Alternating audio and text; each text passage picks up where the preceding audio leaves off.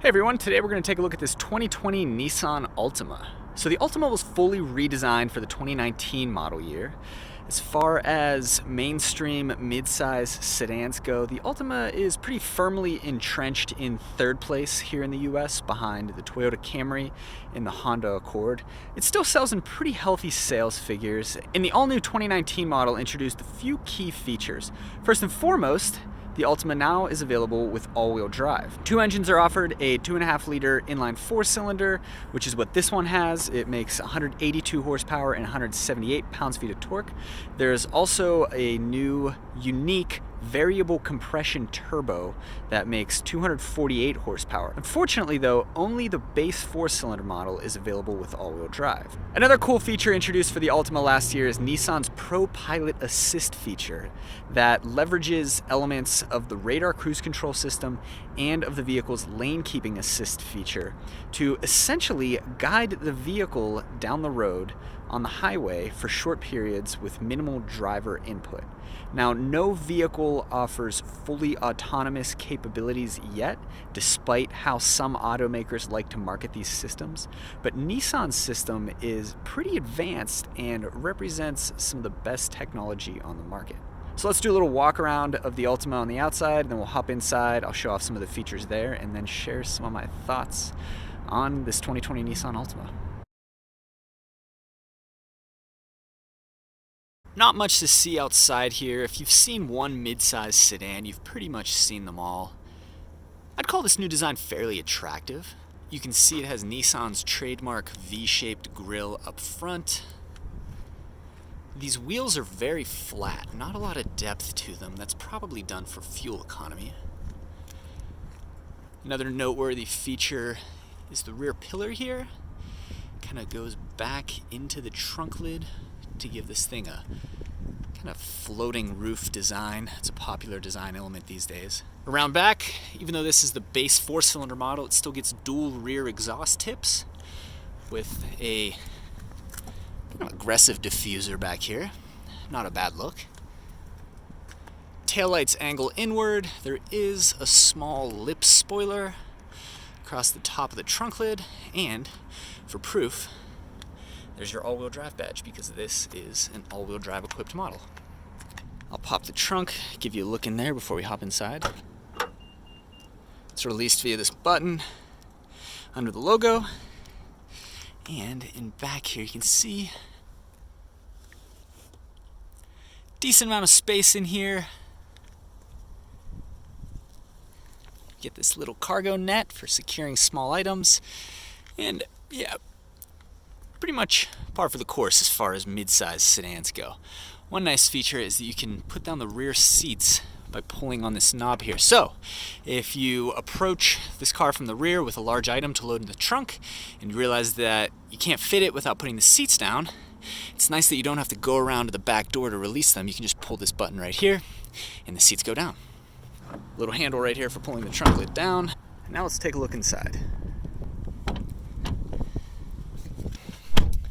Okay, behind the wheel of the 2020 Altima, and I do really like this cabin. The first thing I notice are these seats. So the story is that many years ago, Nissan was getting complaints about the quality and comfort of its seats. So the company got with NASA, and NASA helped them to develop what they refer to as zero-gravity seats.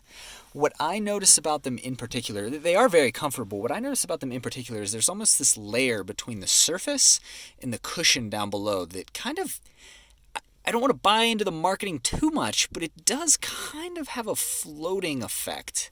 It makes you feel like you're floating on the seat a little bit. I will give them that. Zero gravity isn't that crazy of a claim because it does kind of give you that feeling. I think that's pretty cool. While we're looking at the seat, let's put the window sticker there and take a look at it. So you can see 2020 Nissan Altima 2.5 SV all-wheel drive. So the SV trim is a mid-tier trim. That's the volume selling trim level. It does come with a lot of nice features. This one has a sunroof. It does have all-wheel drive. It has all of the active safety tech that the Altima offers. Fuel economy is decent, 26 miles per gallon city, 36 on the highway, 30 mpg combined. Total price on this one is $32,495. Let's turn it on. I keep reaching for the start button right here, but it's actually on the center console just ahead of the gear shifter.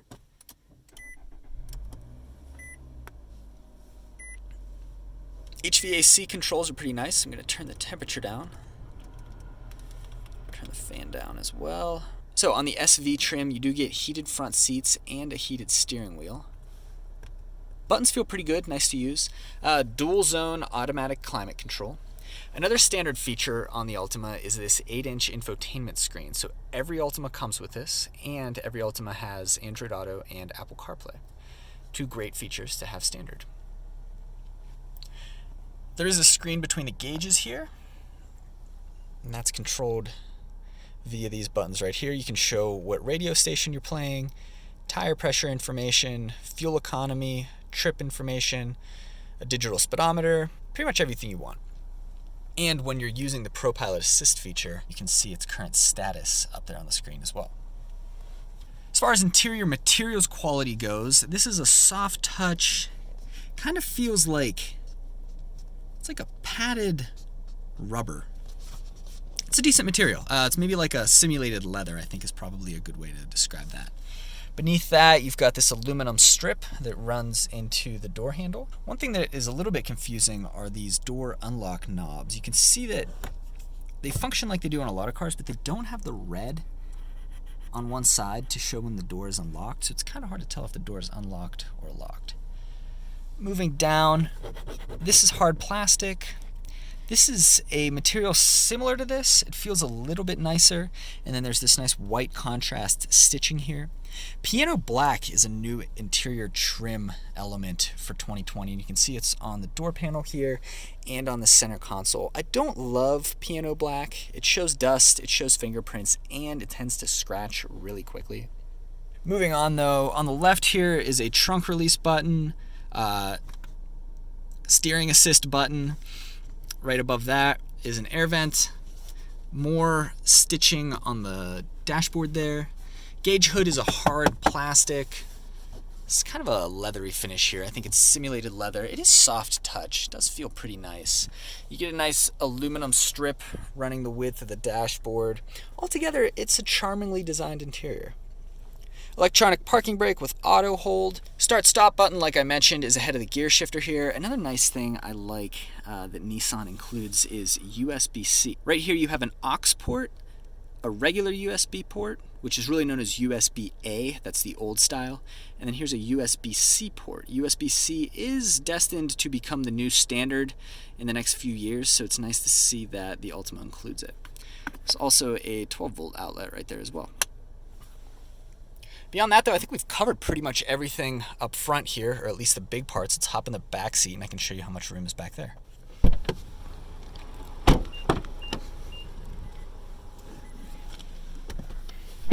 Okay, sitting in the back seat of the Altima, and I'm pleasantly surprised. There's a fair amount of room back here.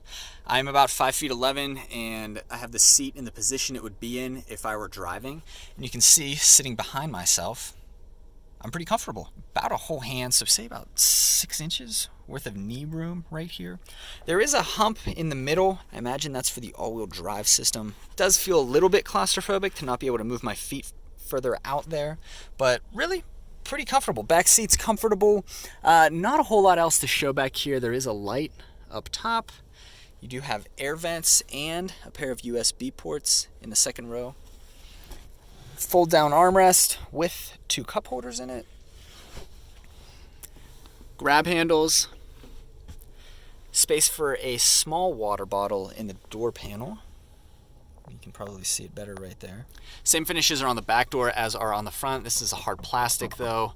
This is kind of that simulated leather, contrast stitching. Door panels are padded on the armrests there, so that's nice. And yeah, so the back seat, about what you'd expect for a mid-trim level, mid-size sedan. I think it's nice, comfortable, fine.